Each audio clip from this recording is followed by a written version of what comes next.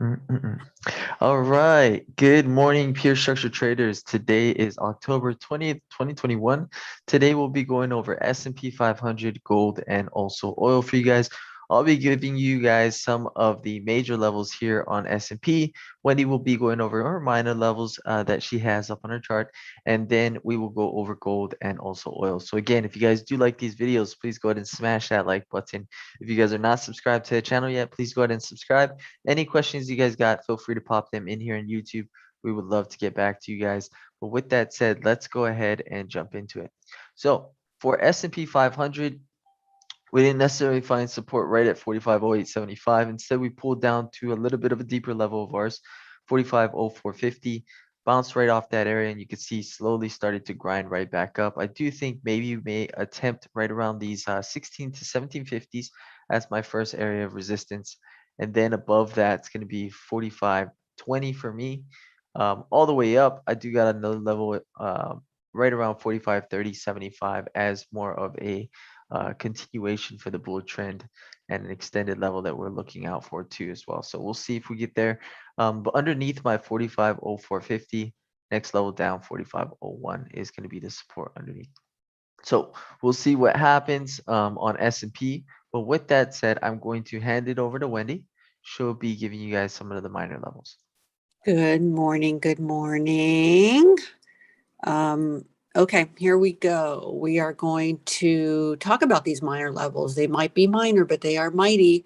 So here's our bottom way below. I just want to use this area to show you how beautiful these micro levels work. Here's our lower support area.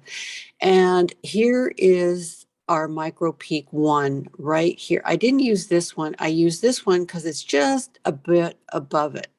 So this is our micro peak one here.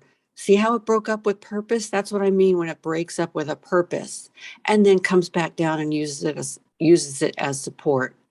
Here's our micro peak number 2, but here is where the end goal was for this support to get up to here. But look what happened. Here's micro peak 2. And as it came down to use the 1, it shot past micro peak 2, shot past this resistance, shot past it with purpose, came right back down to use it as support for a further move up. So now we know that this market is not going to drop. It's continuing bullish because it's making higher highs. Now what happens? It goes up to micro peak 4, comes back down, and uses this resistance as support. What does that tell you? It's bullish. It's going to continue bullish because see what it did? Use it as support. Now, here is our final micro peak for the day. So far is 4.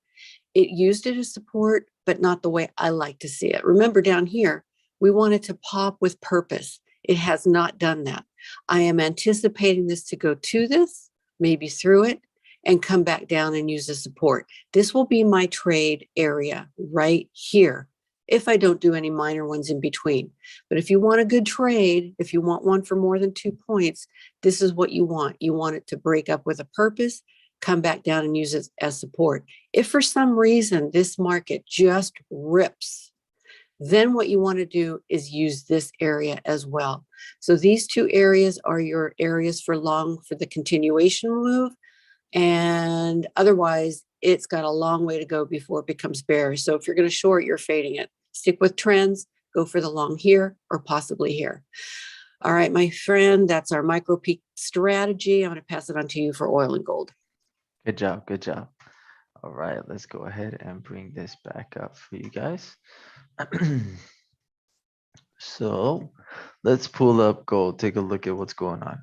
So with gold, pulling this up for you guys, resistance 1787.9, kind of popped a little bit above it, a little bit of a double top, and we came right back down. So gonna see if we actually continue down into our next support area, which is gonna be 1778. If we bounce off of that level as support for gold, this may be a great opportunity for a long. There may be some little micro areas in between, which you could try, which is going to be somewhere around these 1783.5s if you guys want to try to get along from there earlier. But I'll probably wait to see if we can get it back down into this main support and then see what happens from there. For those who want to try to continue this little bit of a rip lower, you can try to do that as well. But I'd wait somewhere right around these 86.5s and then try to catch a continuation for the rip lower. Moving over into crude oil, see what's going on there. So with crude oil coming back up against resistance 81.82 and also 81.95, that's a little bit of a zone of resistance. May see the market try to pull down and retest the support. If it can't break through 81.30, this may find a nice bounce opportunity from here to try to shoot back up again.